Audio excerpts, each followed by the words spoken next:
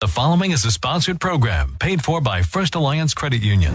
Welcome to Good Money Moves, featuring Jenna Taubel from First Alliance Credit Union and Andy Brownell. Here's Andy Brownell on Rochester's News Talk, 1340 KROC AM and 96.9 FM. Hello, everyone. It is time for Good Money Moves. I'm Andy Brownell, along with Jenna Taubel, Director of Brand and Digital Member Experience with First Alliance Credit Union. Hi, Jenna. Hey, Andy. Last week, we talked about tips for buying a first home or a home. What's our topic for Good Money Moves today? Yeah, today we're going to be talking all about rewards credit cards. All right. Yeah, there's, and the reason is they sound really cool up front, right? Oh, I get some like free stuff or some money back, but programs can kind of be complicated and there's a lot of different offers out there. And so it's really important that you understand how these programs work and what you're getting yourself into. You can get rewards credit cards for things like miles for traveling in the airplanes and points that you can kind of redeem for a variety of different rewards, or you can get cash back, or you can get, like I said, there's just tons and tons of different options out there. So and again, these rewards always sound really attractive. And if you use them correctly, they can give your finances a boost. It's not just a gimmick. They really can't help you if you know how to use them correctly. So, but yeah, there are some guidelines, right, to get the most out of these rewards cards. And, if you don't, at best, you'll just maybe end up getting less back than you thought, or worse, you might find that you've got yourself into a little bit more debt versus actually getting anything back from the program. So. Excellent. Yeah. So I guess what's the first guideline we should be following when we're dealing with these reward cards? Yeah. So the first thing you need to do is make sure you're picking the right type of rewards program for yourself. Like I just mentioned, there are a lot of different programs out there. For instance, the rewards card that First Alliance offers gives you 1.5 points on every purchase for every dollar of every purchase you make. And you can even potentially get more points for making purchases at specific businesses throughout the year. However, you can find a lot of different rewards programs, each with their own method of accruing the rewards. Some are considered points, some are a percentage back of what you've spent on purchases. And then, of course, the kinds of rewards you'll get are range from being very specific, like the travel we talked about, or much more broad, like the rewards program that First Alliance offers with their credit cards. So where you can kind of redeem points for anything and everything under the sun. So what you have to really consider is whether or not the rewards programs fits with your lifestyle.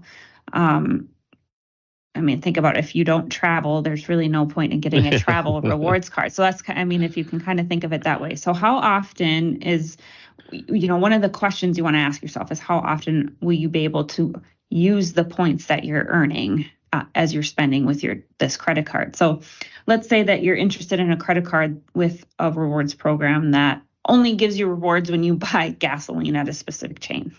Spend a lot of money on gasoline, it might add up. Yeah. So you'll have to kind of consider if you'll be able to fill up your gas tank at that chain's specific store frequently enough to get any of the applicable rewards that go with that. If it's just a place that you visit infrequently, that's really not a good reason to move forward with that particular rewards card. So, of course, a lot of rewards cards aren't nearly that specific. However, a lot of them, you can get more rewards points for shopping at some stores rather than others. In that case, you need to kind of figure out if you can maximize the rewards points that you get. So do you shop at those specific stores frequently enough? Do the stores have the items you need? Maybe if it's a store you don't frequent, maybe you'll start frequenting it more because you get the points. But you want to make sure that you're not missing out on things that you do need to buy. And if not, will you be happy with the rate, right, that you're going to be accruing points for these things? Again, there's a wide range of options out there. And you're also going to want to determine whether you can use the rewards that you get. So, and this seems like a simple question to ask, but a lot of people get so entranced by the possibility of all these fantastic rewards that they've never actually considered whether they'll be able to use the rewards once they get them. And many programs, the rewards points expire. And so if you don't use them, you may lose them over the course of several years. Ooh. So yes, yep. And every program's different in how the length of time that they expire or don't expire. Like again, you kind of have to look closely. But so if your rewards card gives you rewards in the form of like airline miles, for instance, you'll have to think about when you'll be able to take advantage of those miles or whether you'll be able to at all. So some things to think about before diving in. Yeah, that would be a bitter pill to swallow if you modified your shopping habits in order to accommodate a rewards card and think you're banking all of these points or prizes and find out that, oops, they expired. Oh, yeah. Not a happy camper if that occurred. Yeah, no. And, in general, just thinking about a rewards card really isn't worth anything to you if you aren't able to take advantage of the rewards they're offering. Exactly. You mentioned the airline miles. Somebody racks up a bunch of miles because they did go on a big vacation. It doesn't necessarily mean they have another one planned in the near future. Exactly. All right. What's the next tip for us? Yeah, well, I kind of alluded to it already. It's really just take time to read the fine print of the program you're considering signing up for when it comes to a rewards card. So really, once you've picked a rewards card program, take time to really learn the terms and conditions of that program before you sign on the dotted line for the card. And this is really important because many rewards cards do have terms and conditions that they definitely don't mention up front. So, and these can be, details like how long you have to use your rewards that you earn, like we talked about those expiring ones, when you can cash in your rewards. Some programs will, limit how soon you can cash those in once you've earned them. Even how you can use your rewards in general. So some of them, maybe they only allow you to use cash back. And what does cash back mean? Does it mean that you actually get money back into your bank account? Or does it mean that you get to use those points to pay down your current credit card balance? Or both? There's a lot of different, again, that's kind of the terminology that's laid out in the fine print. So it's important that you understand how that works. And then, of course, are there any fees involved, like foreign transaction fees, annual fees to have the card, all kinds of stuff. If you're planning to, move existing balances over onto that card, do those balances earn points? Does it change the interest rate you're going to be paying? All of these things are important to pay attention to and understand before you get into a credit card rewards program. So, reading that fine print can also potentially alert you to some of the additional perks that your rewards program may have that you weren't initially aware of.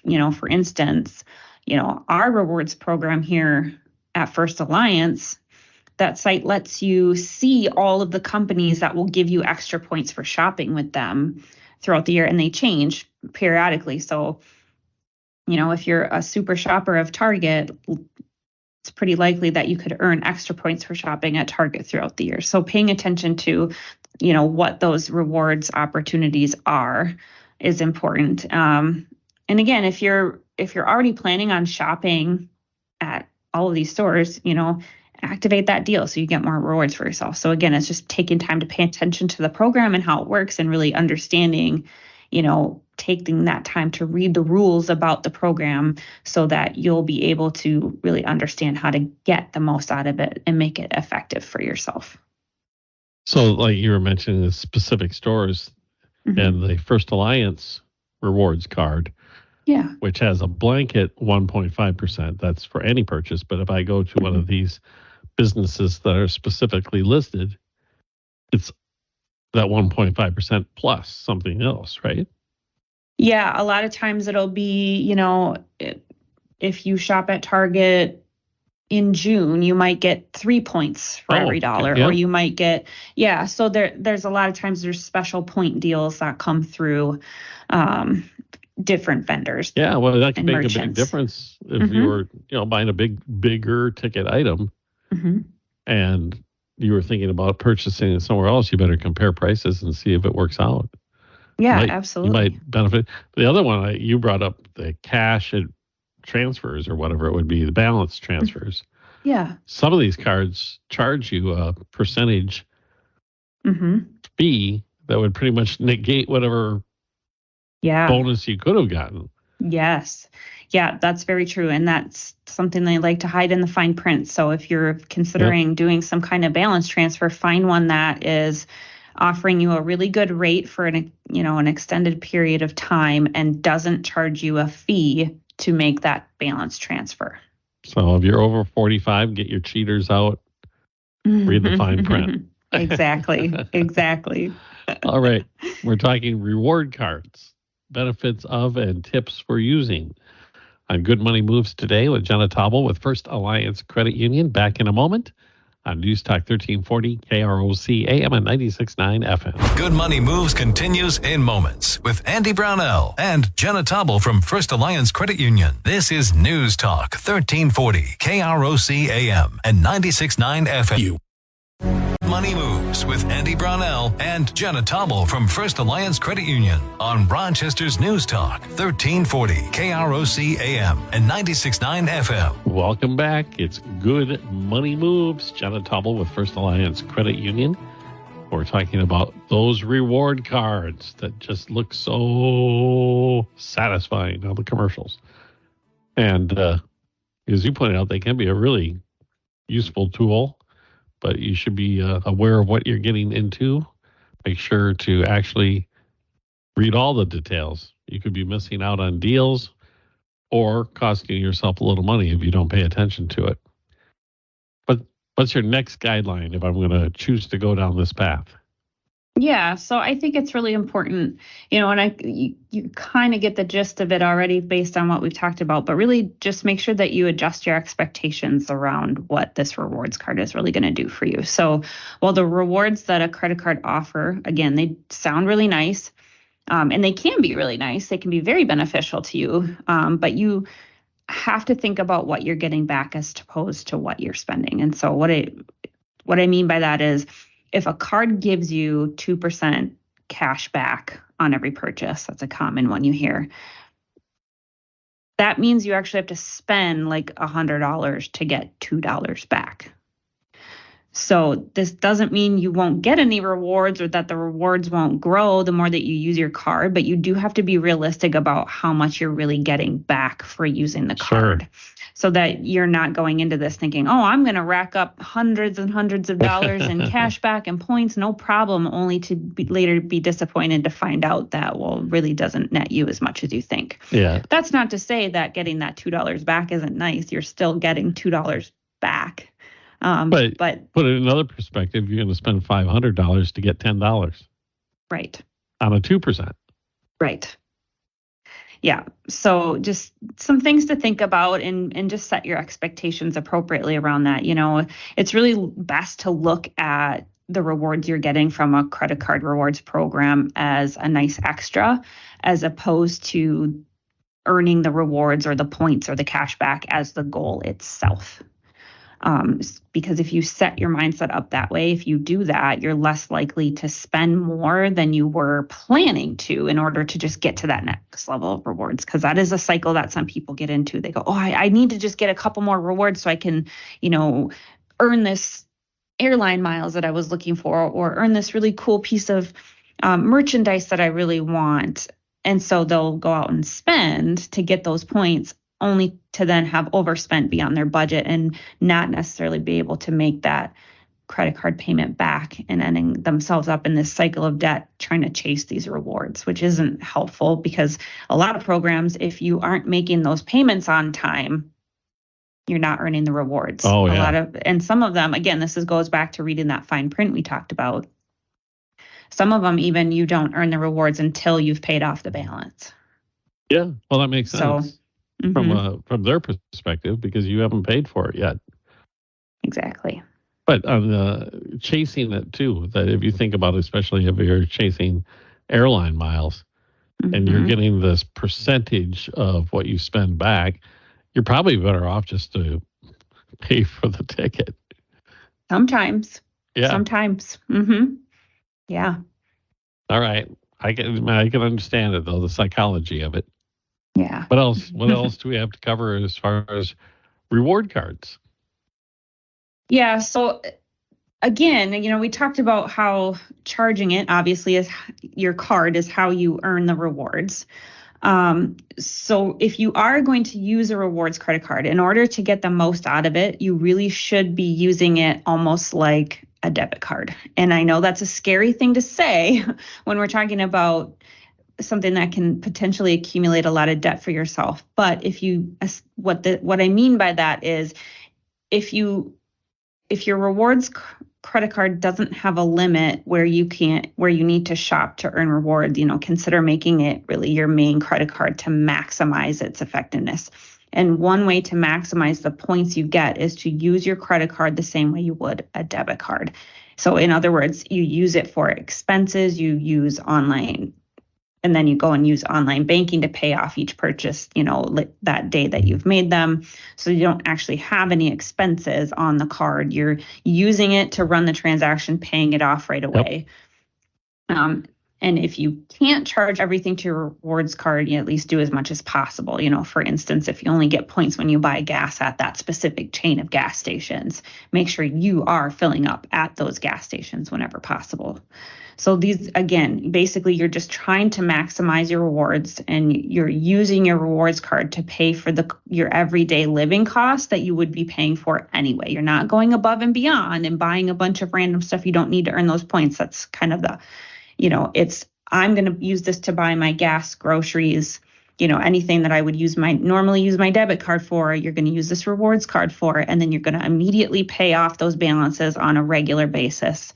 Yep. So whether that's daily or weekly, don't wait till monthly, because then you may have spent money out of your account and end up not being able to pay off those balances, but do it regularly so you stay on top of it to really, again, and it's a great way to kind of recoup a bit of those expenses, right?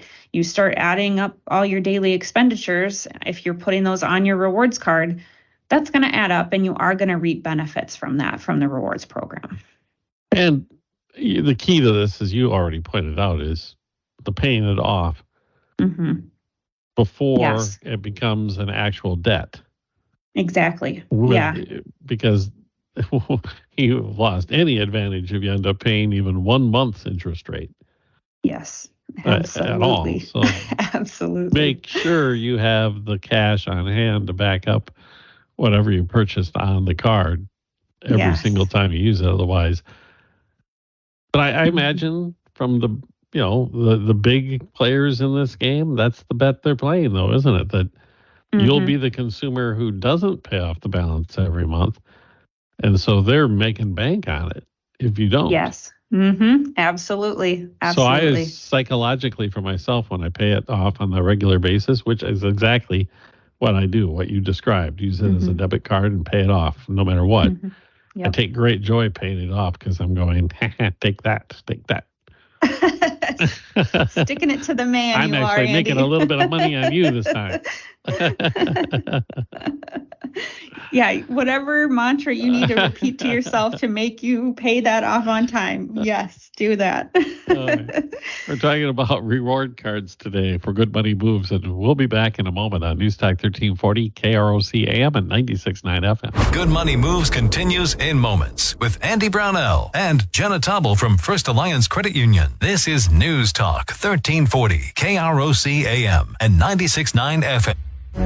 Winnie Moves with Andy Brownell and Jenna Taubel from First Alliance Credit Union on Rochester's News Talk 1340 KROC AM and 96.9 FM. Welcome back to Good Money Moves. The topic today, reward cards, how to get the most out of them and avoid being burned by some of the pitfalls if you don't follow Jenna's guidelines. Jenna Taubel with First Alliance Credit Union.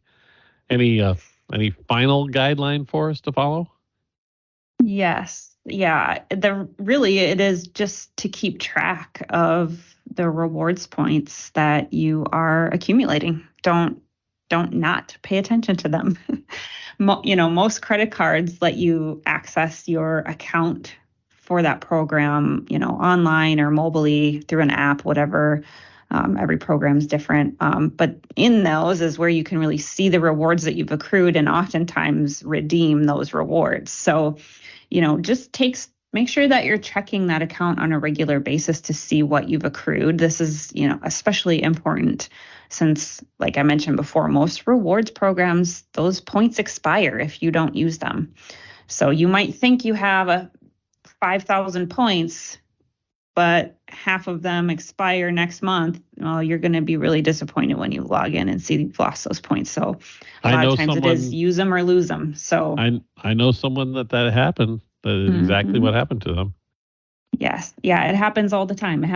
Especially if you're a point hoarder. There's a lot of people out there who like to just see their points rack up and up and up, and then they forget, oh yeah, a bunch of these points are expiring soon. I better use these, you do lose them. So make sure you're paying attention to it. Really it's all about knowing how many points you have and how long you have left to use them to really just ensure that you get to reap the benefits of the rewards points that you've accumulated. So don't let them go to waste. It's, and also reviewing your rewards regularly will give you the chance to look over what you can get with your points, because a lot of times, depending on the program you're in, the offers can change on a regular basis as well. Sometimes maybe you had your eye on a TV or something that you wanted to use your points for, and maybe now there's a new tablet you want instead.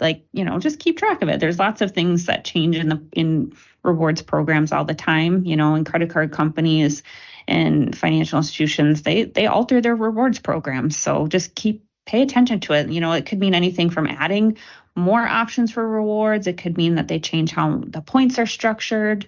You might be able to get, different types of rewards, like I mentioned. But really, either way, having the most current information about your rewards points and the program that you're enrolled in is going to help you figure out the best way to use them. So just like anything else in your financial life, you have to pay attention to it. You have to manage it to make it work effectively for you. And I imagine these rewards programs are, I don't know if reserved is the right way to do it, but you're more likely to be approved for them if you already have a pretty good credit score, I take it. Typically. Yep. Okay. Because, the whole point is that you are able to pay off your balances on a fairly regular basis so that you can use the program. Yeah. I mean, again, every program is different, and every program is structured for different people. There's, premium rewards programs are obviously for people with excellent credit scores who are, they have better and different rewards than something that's maybe more of a general rewards program or something that's more specific to an airlines or travel rewards program. So again, it's all about just looking at it. What's your lifestyle? What's the purpose for having the rewards? What is it you want to get out of the program? And, again, pay attention to that fine print. Don't overpay for fees. Don't let your points expire on you without using them. So. And it sounds to me, as far as I'm a comparison shopper at 1.5 points, the First Alliance Rewards program sounds like a pretty good one to me. It is. It's because some program. Of them say 2%, but they really don't pay 2%. They only pay 2% sometimes. True. Exactly. Yep. We try to keep our program pretty simple and straightforward. It is 1.5 points per dollar spent everywhere all the time, online, in stores, anywhere. And then occasionally you will have opportunities within the program portal to claim deals that can earn you higher than that. Nice. So 1.5 points is the minimum you will get anytime. So if you're comparison shopping, be sure to check that one out. Absolutely. All right. Obviously, more out there about this. This has been an overview. So if I want to learn more, Jenna, where can I go? As always, I encourage our listeners to visit our website, firstalliancecu.com. There you can get subscribed to our blog. We release new financial tips and advice every week. You can go back and listen to past episodes of this show at firstalliancecu.com/podcast or on krocnews.com. You can also subscribe to Good Money Moves on Apple, Google, and Spotify podcasts. If you love our show, please take a minute to leave us a review on your favorite podcasting platform. And of course, if you have a financial topic or question you would like answered on Good Money Moves, please send me an email at marketing@firstalliancecu.com. And of course, I strongly encourage you to reach out to our team at First Alliance Credit Union so they can help you start making good money moves today. That's First Alliance Credit Union, federally insured by NCUA and an equal housing lender. Thank you, Jenna. Thanks, Andy. All right. This has been Good Money Moves. We'll be back next week on News Talk 1340, KROC AM and 96.9 FM.